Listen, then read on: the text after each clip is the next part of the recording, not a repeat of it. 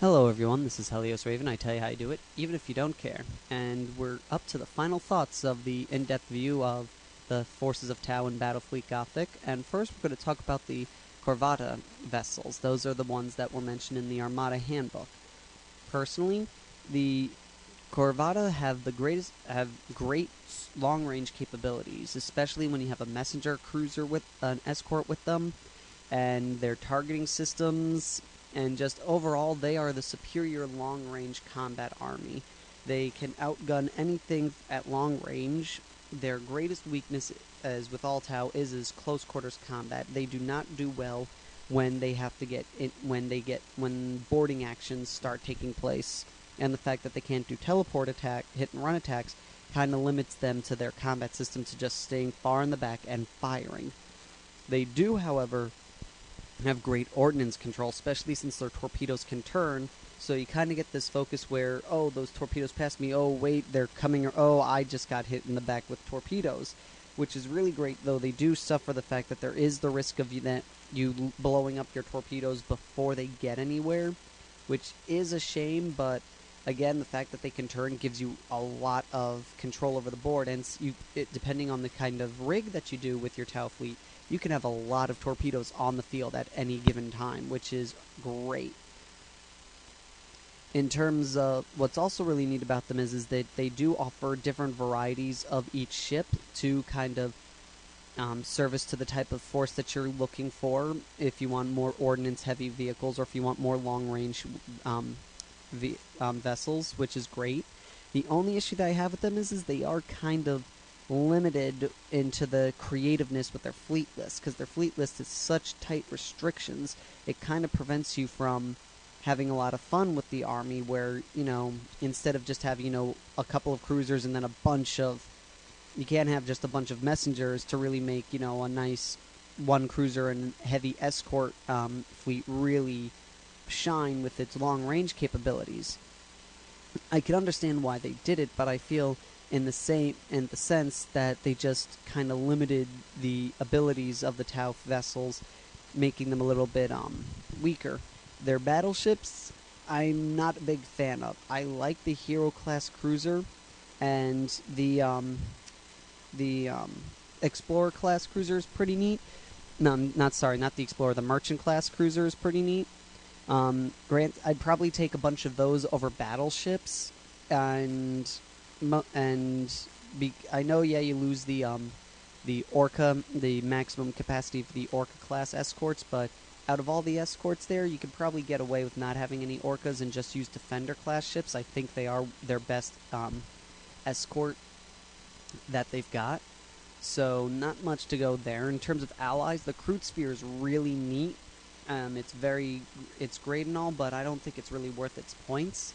And it's also, you could probably do a little bit better with the Demurg vessels, though you kind of have to be careful with them because they start losing their credibility as they take damage, especially when they get crippled and they start running away, unless you're fighting orcs or just have Demurg vessels, which isn't that great.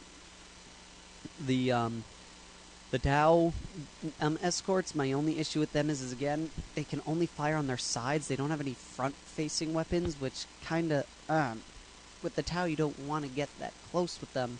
You want to be able to fire head-on, which is, I kind of think they limit what the Tau are capable of doing. Granted, you don't have to take them. It's just that I don't think that they're the best escort out there.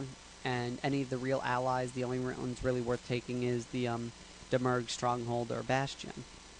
In terms of the Forge World models are really great. They're a lot harder to hit. They're a little bit better armed in their senses, which makes them, I think, more Tau-ish in the feel. Like, they've got better armaments, more payloads, more weaponry. Their tech is utilized a little bit better. One downside to them is they have no ships that use the tracking system unless they're the defenders that are allowed to purchase planetary defenses, which is a little weak. And again, they only have like 2 or 3 vessels. The Protector, between the 2 cruisers, the Protector and the Emissary, the Protector's really a lot better. You're getting more for what you're paying for than with the Emissary, and they only have really one escort unless you get the unless you get the battleship. Then you can have 3 of the warden classes, which the wardens are all right, but I think that their